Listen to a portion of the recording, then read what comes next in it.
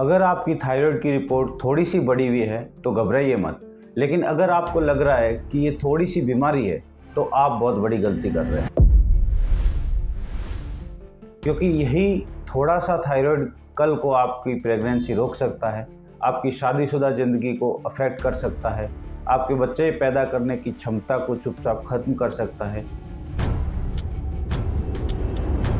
और आपको तब पता चलेगा जब कोई रिपोर्ट या कोई इलाज सीधा जवाब नहीं देगा।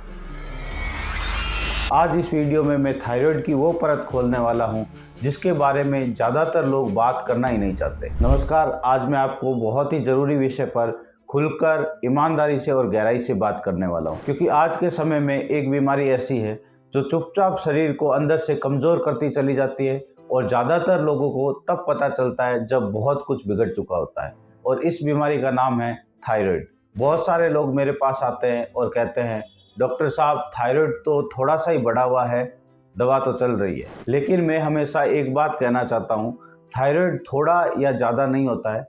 थायराइड का मतलब होता है कि शरीर की पूरी मेटाबॉलिक मशीनरी का गड़बड़ा जाना। अब सबसे पहले बहुत सरल भाषा में समझते हैं कि थायराइड आखिर है क्या। हमारे गले के आगे बिल्कुल कंठ के नीचे एक छोटी सी तितली के आकार की ग्रंथि होती है जिसे हम थायराइड ग्लैंड कहते हैं। यह ग्लैंड देखने में भले ही छोटी हो, लेकिन इसका काम बहुत बड़ा है। ये ग्लैंड शरीर को बताती है कि ऊर्जा कितनी बनानी है, दिल कितना तेज धड़कना चाहिए, दिमाग कितनी तेजी से सोचना चाहिए, पाचन कितना तेज या धीमा होना चाहिए, वजन बढ़ेगा या घटेगा, पीरियड्स ठीक रहेंगे या नहीं, स्पर्म और एग की क्वालिटी कैसी होगी। अब आप खुद सोचिए, अगर इस एक ग्रंथि का संतुलन बिगड़ जाए तो शरीर के कितने सिस्टम प्रभावित होंगे। यहीं से शुरू होती है असली समस्या। अब सवाल आता है, थायराइड होता क्यों है? और यहाँ पर मैं आपको एक बहुत बड़ी सच्चाई बताना चाहता हूँ। थायराइड कोई अचानक होने वाली बीमारी नहीं है, ये सालों साल शरीर के अंदर चल रहे असंतुलन का परिणाम होता है। लगातार मानसिक तनाव, दबी हुई भावनाएं, नींद की कमी, गलत खान पान, ज़्यादा मीठा या ज़्यादा जंक, हार्मोनल गड़बड़ी, बार बार एंटीबायोटिक या हार्मोनल दवाइयाँ, और सबसे बड़ी बात इम्यून सिस्टम का कमज़ोर हो जाना। खास तौर पर महिलाओं में, जब वो अपने शरीर से ज़्यादा दूसरों की जिम्मेदारियां उठाती है, अपनी नींद, अपना खाना, अपनी भावनाएं सबको दबा देती है, तो शरीर एक समय बाद संकेत देना शुरू करता है और वही संकेत आगे चलकर थायराइड बन जाता है। अब थायराइड दो तरह का होता है, एक होता है हाइपोथायराइडिज्म और दूसरा होता है हाइपरथायराइडिज्म।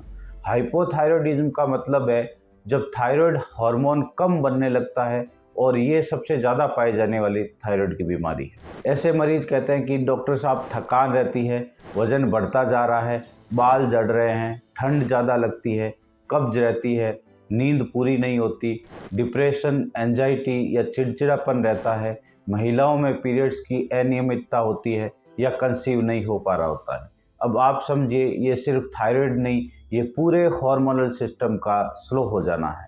अब बात करते हैं पुरुषों में थायराइड का क्या क्या असर होता है। पुरुषों में थायराइड का अक्सर देर से पकड़ में आता है, क्योंकि वो अपने लक्षणों को इग्नोर करते रहते हैं। लेकिन अंदर ही अंदर थायराइड पुरुषों में स्पर्म काउंट कम करता है, स्पर्म की मोटिलिटी खराब कर देता है, टेस्टोस्टेरोन का लेवल गिरता है, थकान, लो एनर्जी और कई बार डिप्रेशन तक ले जाता है। अब बात करते हैं कि महिलाओं में थायराइड के क्या क्या असर होते हैं। महिलाओं में थायराइड सीधे सीधे पीरियड्स, ओव्यूलेशन, एग क्वालिटी, गर्भधारण और प्रेगनेंसी सब कुछ प्रभावित करता है। कई महिलाएं आती है और कहती है, डॉक्टर साहब AMH कम है, पीरियड्स बहुत कम आ रहे हैं, बार बार मिसकैरेज हो रहा है, और जब हम जड़ में जाते हैं तो वहाँ अक्सर थायराइड छुपा होता है। अब सबसे अहम सवाल कि क्या थायराइड जीवन भर की बीमारी है? क्या थायराइड की दवा कभी बंद नहीं हो सकती? और यहीं पर होम्योपैथी की भूमिका शुरू होती है। होम्योपैथी थायराइड को सिर्फ नंबर की बीमारी नहीं मानती।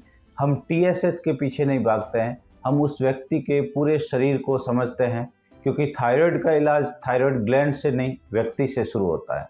होम्योपैथी में हम देखते हैं कि मरीज का मानसिक तनाव कैसा है, डर, गुस्सा, दुख दबा हुआ है या नहीं, नींद कैसी है, पाचन कैसा है, ठंड गर्मी की संवेदनशीलता कैसी है, वजन कैसे बढ़ा या घटा, महिलाओं में पीरियड्स का पैटर्न क्या है, और इन्हीं सब के आधार पर एक कॉन्स्टिट्यूशनल मेडिसिन दी जाती है। यही कारण है कि सही होम्योपैथी इलाज से थायराइड के नंबर धीरे धीरे बैलेंस होते हैं, दवा की डोज कम होती है और कई मामलों में एलोपैथिक थायराइड दवा बंद तक कराई जा सकती है। लेकिन मैं यहाँ एक बहुत ज़रूरी बात साफ साफ कहना चाहता हूँ, होम्योपैथी कोई जादू नहीं है, ये धैर्य का इलाज है और ये जड़ से ठीक करने का इलाज है।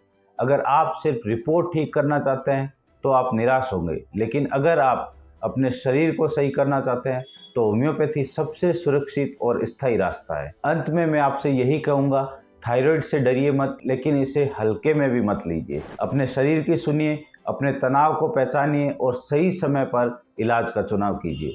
अगर आपको ये जानकारी उपयोगी लगी है तो इस वीडियो को लाइक कीजिए, अपने परिवार और दोस्तों के साथ शेयर कीजिए और कमेंट में अपने सवाल ज़रूर लिखिए। और ऐसी ही सच्ची, गहराई वाली और मेडिकल जानकारी के लिए चैनल को सब्सक्राइब ज़रूर कीजिए, क्योंकि सही जानकारी ही सही इलाज की पहली सीढ़ी होती है।